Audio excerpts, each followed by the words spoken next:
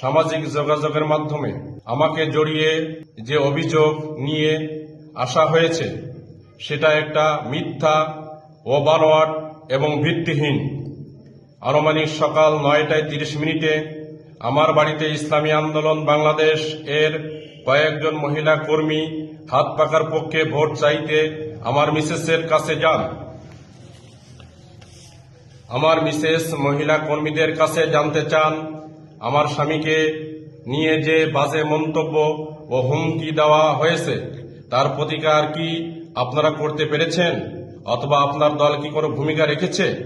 এক পর্যায়ে মহিলারা তর্ক বিতর্ক জড়ায়, কিন্তু পরবর্তীতে আমাকে জড়িয়ে মিথ্যা বক্তব্য প্রদান করা হয়।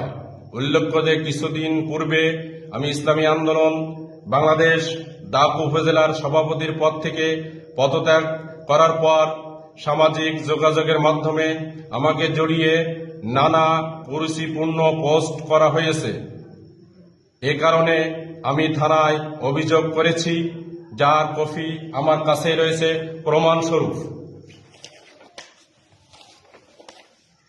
ইসলামী আন্দোলন থেকে পদত্যাগ করার কারণে আমার বিরুদ্ধে বিভিন্নভাবে ষড়যন্ত্র করা হয়েছে।